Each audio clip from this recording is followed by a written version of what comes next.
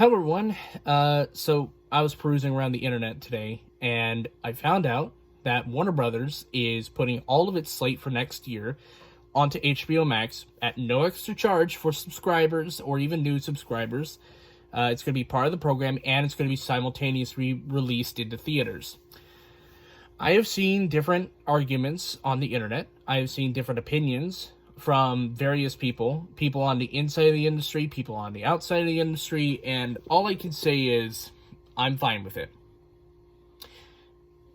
I have plenty of explanation for this, and I know there's going to be some people in the comments that are like, oh, but movie theaters, we got to support the movie theaters. There's ways to support the movie theaters now. Like, here's what you do right now, all right? Before I get into my whole argument thing, here's what you do to support movie theaters. One, the first thing, buy concessions. There are movie theaters that are willing to sell concessions, like take-home concessions for you to have at home, whether it be candy or popcorn. I know there's some near my house. There's some in the neighboring city about 30 miles away. You know, they do it. You could buy gift cards from them.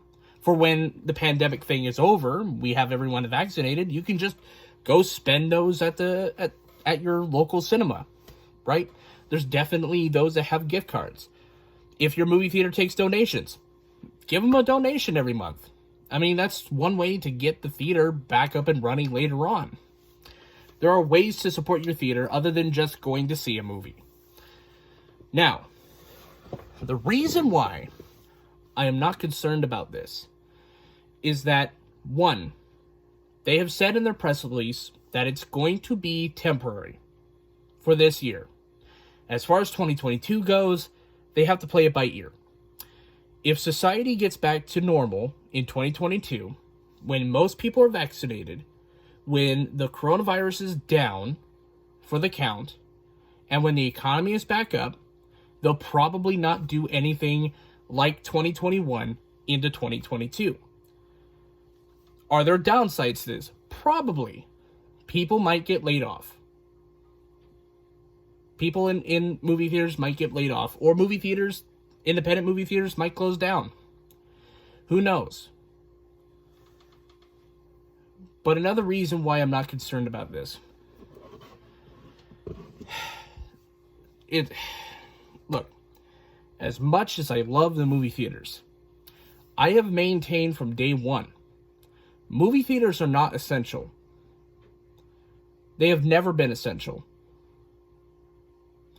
And the fact that we have continually tried to make them essential, to keep them open, is laughable.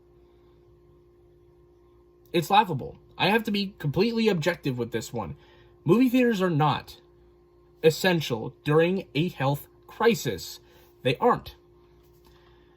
And so to act like that this deal is going to somehow kill movie theaters off, where was that energy when Bill and Ted 3 came out and it had a simultaneous release?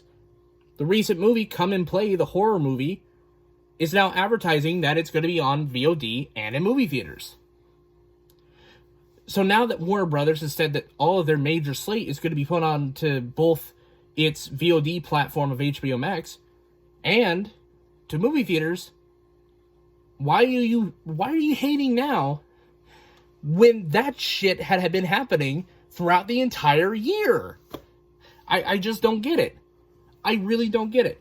Now, the real cause for concern is if, and this is a really hard if, because I don't see this happening ever, is when Disney says all of its slate for the next 2 years, or even the next year, will be exclusive to Disney Plus at almost no extra cost. That would be a cause for concern. Because a lot of the time in the film industry, if Disney does it, everyone else is going to follow suit. Now, there had been a deal prior to this whole thing that Universal made with, I think, Regal or AMC, that said 17 days after the release in the movie theaters, they would put it onto VOD. And I guess that's where a lot of these theaters are having problems. is because with this HBO Max thing with Warner Brothers, that pretty much cuts into the bottom line of the movie theaters. And how would it not be? And this is definitely one of the downsides, and I'm not going to argue against it. How do you compete with just sitting at home and watching movies on your phone or on your PlayStation and not on your Roku? I had to make that joke somewhere. How do you compete with that? You don't. You can't. The convenience of being at home and being able to watch a movie that had just been released from a major studio is hard to compete with because it's so convenient. You don't have the annoyance of other customers. Plus, with the added bonus of the pandemic, it adds more to the pockets of the streaming service than it does with the movie theaters. And that is a benefit to the streaming service and a downside to the movie theater. And I guess, in a way, it is a mixed response. I personally don't find it that bad. Because, again, it's only temporary. It's going to be for a year. And you also have to face the facts with this one. Movie theaters are not essential. As much as I don't want to see anyone lose their jobs because of a pandemic, I don't want to see anyone lose their jobs at all. It's hard to acknowledge the harsh reality of this one. Because I am a movie theater nerd.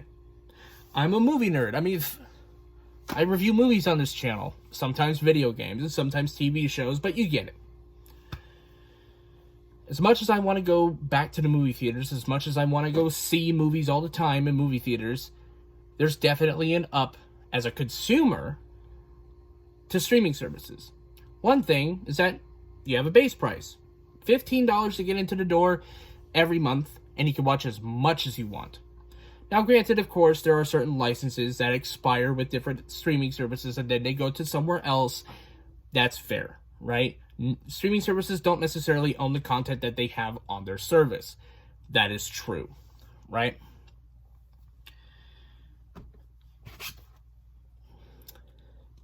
You know, but there is an upside to that. You can pay the $15, you watch as much as you want, and you have the added bonus of not going out into a world where there's no vaccine and risk getting sick.